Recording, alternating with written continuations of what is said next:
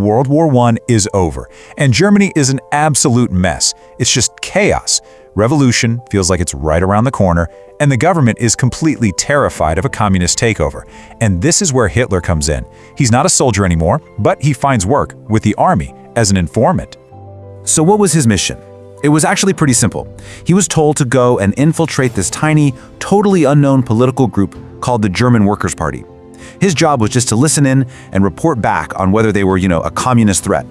But what he discovered inside that meeting, well, it changed the course of history. He walks in and immediately realizes these guys aren't communists at all.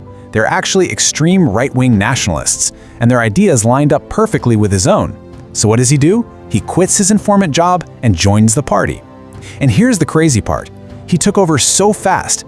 The guy could really give a speech, and his raw, powerful style just mesmerized people.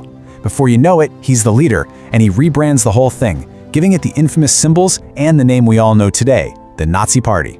And what was their platform all about? Well, it was basically built on pure, unfiltered rage and resentment. They promised to just tear up the Treaty of Versailles, the thing that ended World War I. They laid out this deeply racist vision for Germany, saying citizenship would only be for so-called pure Aryans. And of course, that meant stripping Jews of their citizenship entirely. And to make sure nobody got in their way, they had their own private army, the SA, their stormtroopers, who were more than happy to use violence and intimidation on the streets. Now, for a few years, you gotta remember, the Nazis were still just a fringe group. Nobody was really taking them seriously. But then, the German economy didn't just stumble. It completely self-destructed. And that chaos created the first huge opening for an extremist movement to grab hold. So get this, to pay off its massive war debts, the government's solution was just print more money, and then more, and more. This created something called hyperinflation, where money basically becomes worthless, like overnight. I mean, look at that number. 200 billion marks for a single loaf of bread? It's just absurd. Imagine your entire life savings, just poof, gone. People were literally using wheelbarrows full of cash just to buy groceries.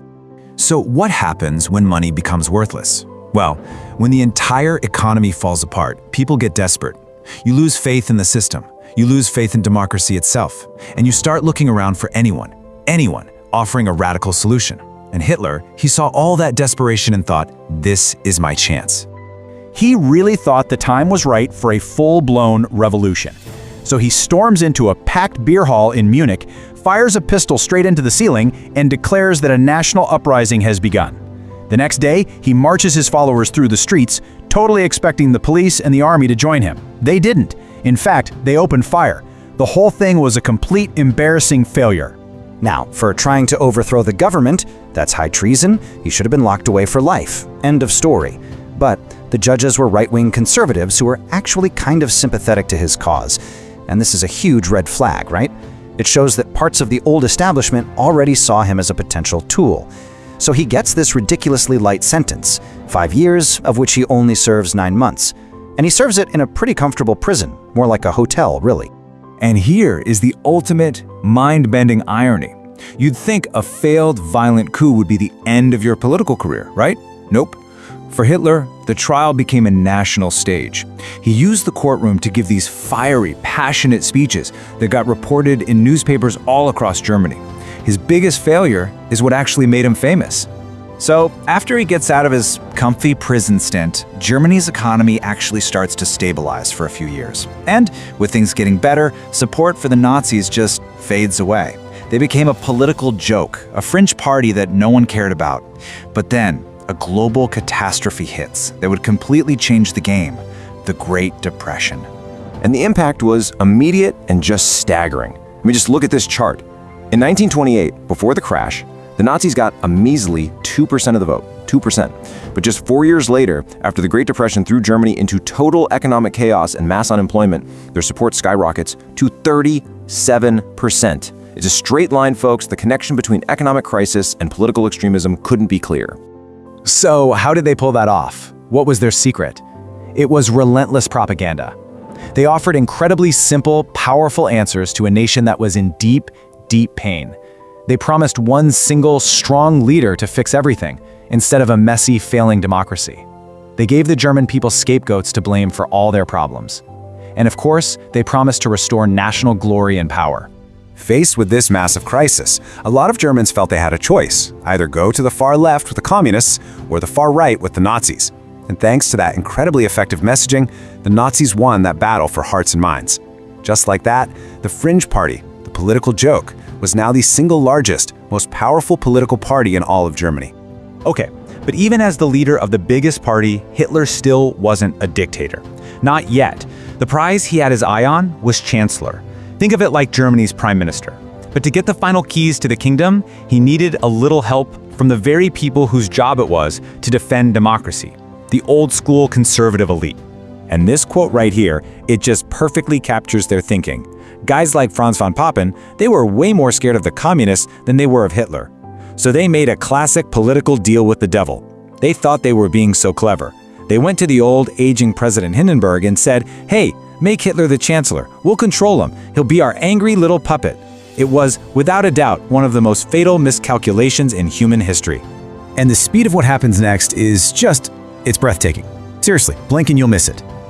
January 1933, he's appointed chancellor. 1 month later, February, the German parliament building, the Reichstag, mysteriously burns down. Hitler immediately points the finger at the communists and uses the fire as an excuse to get President Hindenburg to sign an emergency decree. That decree basically suspends all civil liberties and lets him start arresting his political opponents. Then, March, with his enemies in jail and his stormtroopers terrifying everyone else, he forces through something called the Enabling Act.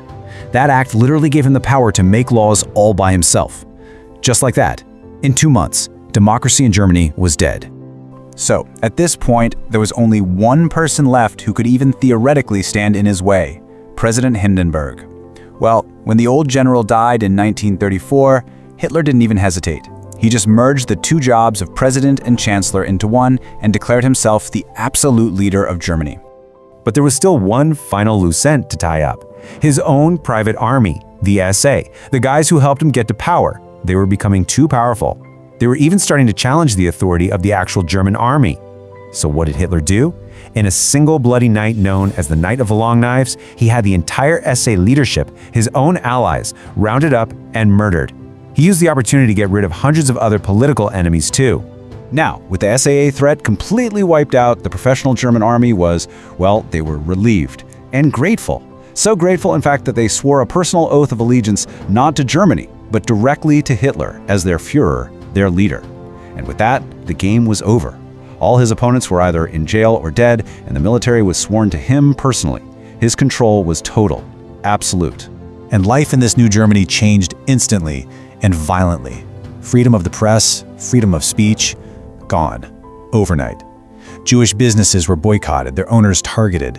Kids were funneled into the Hitler Youth to be indoctrinated, even taught to spy on their own parents.